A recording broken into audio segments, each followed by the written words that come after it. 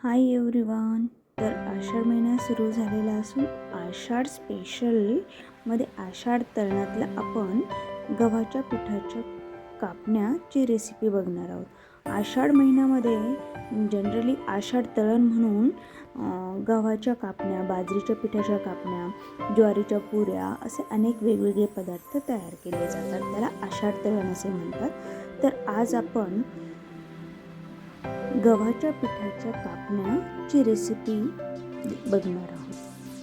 तर या महिन्यामध्ये भगवान विष्णू योग निद्रासाठी जातात, याला देवशयन म्हणतात. त्यामुळे या महिन्यात विवाह, गृहप्रवेश, मुंडन यासारखे संस्कार, मंगल कार्यालय करत नाही.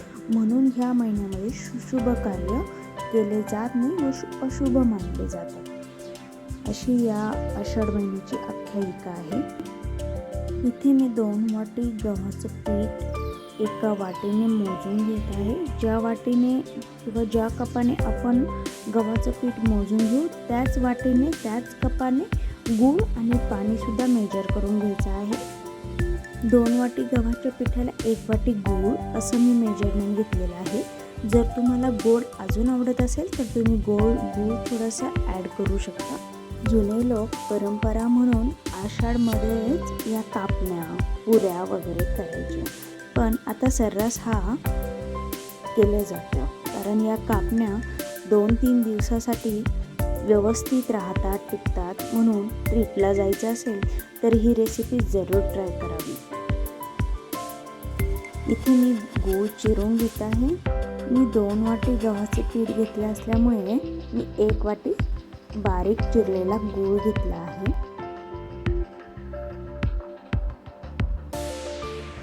आपल्याला इथे गूळ फक्त पाण्यामध्ये मेल्ट करून घ्यायचा आहे. कुठल्याही प्रकारची पाक करायचा नाही आहे, चासणी घ्यायची नाही आहे.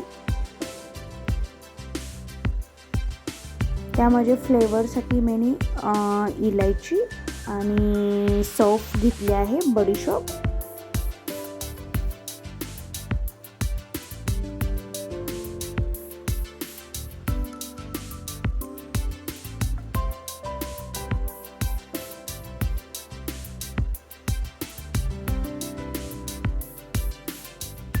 तर पहा इथे 2 वाटी में गेहूं का आटा, त्यासाठी मैंने 1 कप गूळ, सौंफ घेतली आहे आणि वेलची पूड घेतली आहे.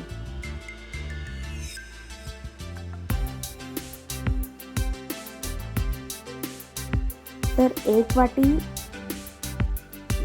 गुळासाठी मी 1 वाटीच पाणी टाकलेलं आहे. थोडंसं तुमचं पीठ थोडं जास्त असेल तर तुम्ही पाणी ॲड करू शकता. मी सौंफ आणि वेलची ही मिक्सरमध्ये बारीक करून घेतली आहे.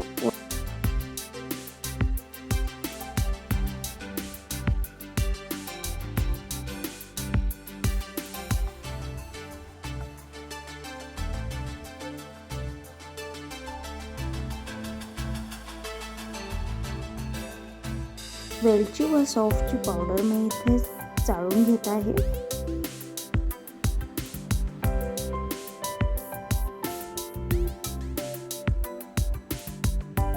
इथे मी आता सर्व पीठ एकत्र मळणार आहे.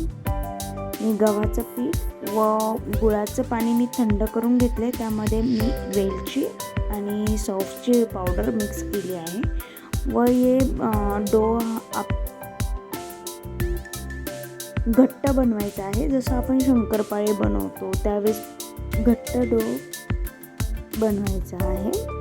त्यामुळे ते अशा जास्त जास्त हार्ड पण होत नाहीत आणि जास्त सॉफ्ट पण होत नाहीत. शंकरपाळे व कापण्याला सेम प्रकारे डो बनवायचा.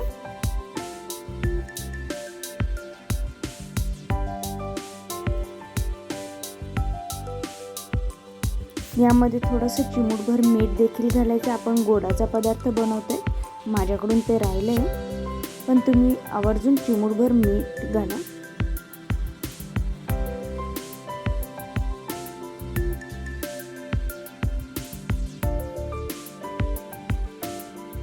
इथे मी हा डो माझा आता तयार झालेला आहे. मी 10 to 15 मिनिट्स तक रेस्ट करायला ठेवते. 15 मिनिटानंतर मी इथे गॅसवर कढई ठेवली आहे. अगोदर कढई गरम करायला ठेवायची, जेणेकरून आपलं कापण्या रेडी होत नाही करून. तोपर्यंत तेल छान प्रकारे तापलं जातं.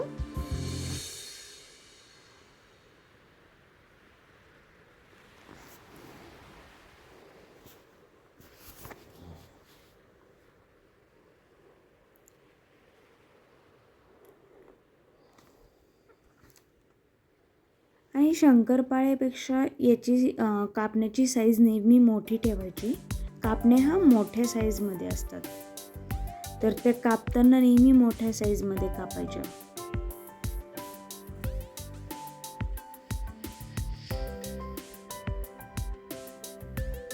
मी इथे पिझ्झा कटरने कापत आहे.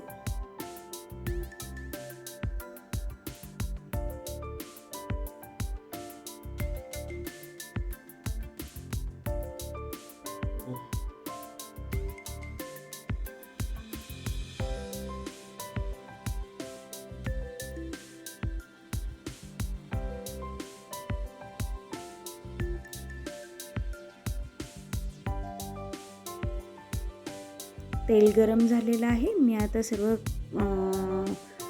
कापण्या मी फ्राय करून घेत आहे.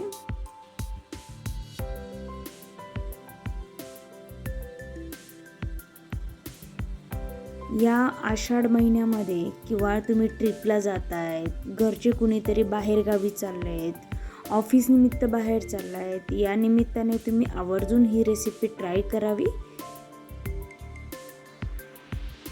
जास्त दिवस टिकणारी रेसिपी आहे. जुने लोक ही रेसिपी कुठे बाहेर जायचे, देवाला जायचे, तर ही रेसिपी करायचे.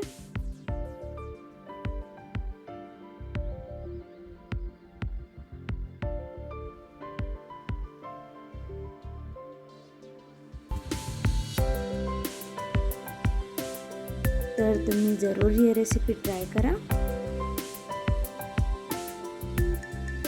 ही रेसिपी कशी वाटली कमेंट्स करून नक्की सांगा. और नवीन असाल तर चॅनलला लाईक, शेअर अँड सबस्क्राईब करा.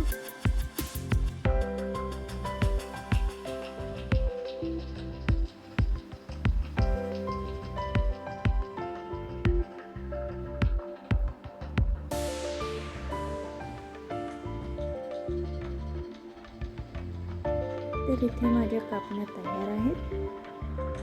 Thank you for watching.